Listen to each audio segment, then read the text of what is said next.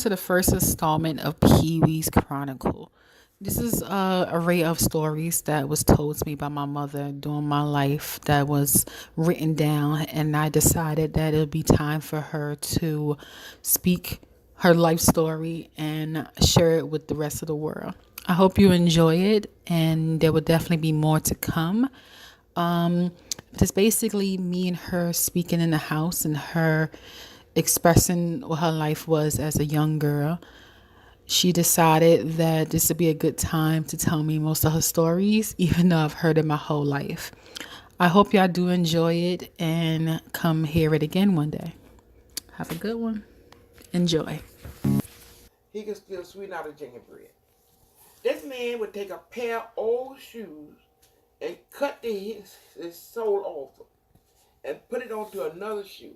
He had the back heel from the shoe he cut off, go to the front sole of the shoe that he wearing, and put it on there with some kind of string where it won't come off.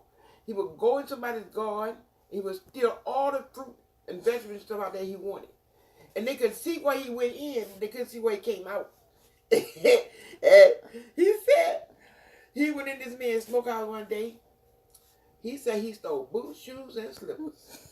So he said you could also steal a chicken from somebody. And if you steal a chicken while he's alive, you take his head and you stick it on his wing, and that chicken stays still asleep till you take his head out of his wing. He used to write checks on people. One time he wrote about 4 or 5 checks for $25. He wouldn't go over $25, so you go to jail for it. So you know you couldn't go to jail for $25. He wrote about 5 or 6 checks for $25 on different people. And the man came out one day looking for him, named Mr. Bob White. He was driving this truck, and he was looking for Emmett Roberts, so he found him. He said, you have to go to jail because you wrote so many checks for $25. And Emmett Roberts said, well, Mr. Bob White, can I tell you something? If I pay you half of it now, can I hold a check and pay you the other half later? He said, yes. Emmett gave him half of the money that he owed for the checks. Mr. Bob White gave him the check stub.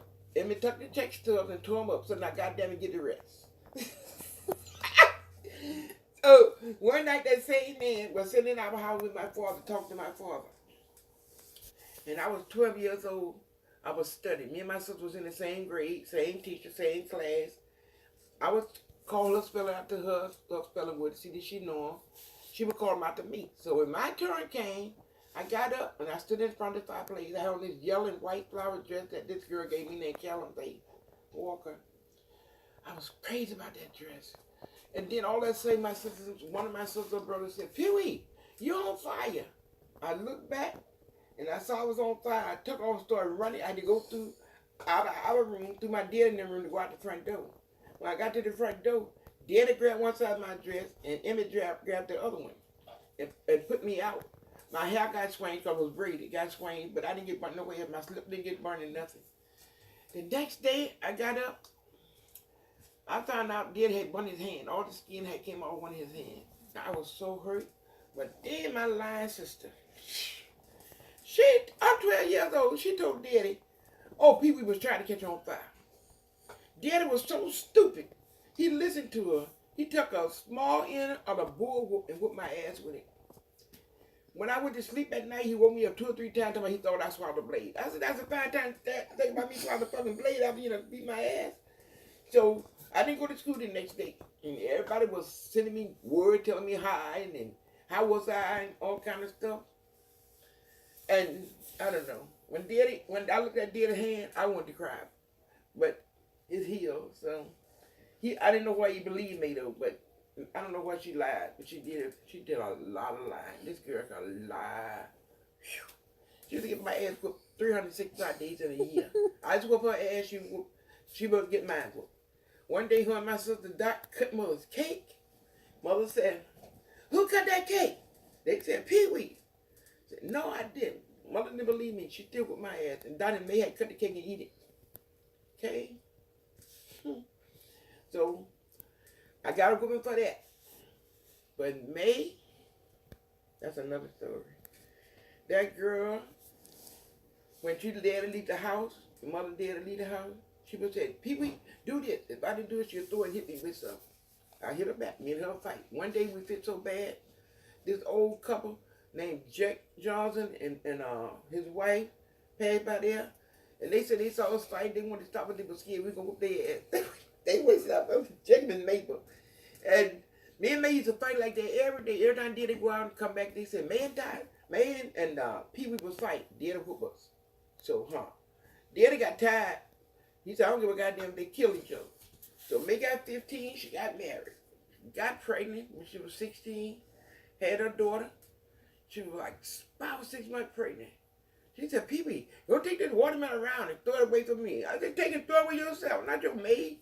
So she hit me in my stomach with it. I took it and hit her back in her stomach with it. So she waited till Daddy drove up in the yard, 57 Buick. Daddy come driving up. And she been sitting there for about 2 hours. Then she go, Daddy said, "What's the matter with you?" "Pee Wee hit me." Daddy said, "What did you do to her?" My sister said she hit her too. Daddy kept walking, went in the bed, got in the bed, went to sleep. Next time, the same girl, she came out of the house. Daddy told us when he leave the house, don't never open the door and let nobody in. Okay.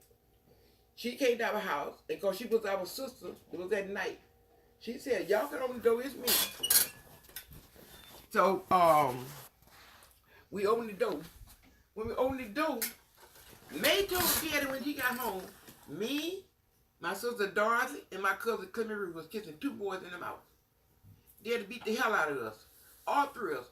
I said, "How can he be so dumb again? How the hell can 3 girls be kissing 2 boys in the mouth at the same time?" Boy, we had to be some genius, and we couldn't stand down the boy. One was our cousin, and I was 2 goddamn close together. He was ugly. So what can you do?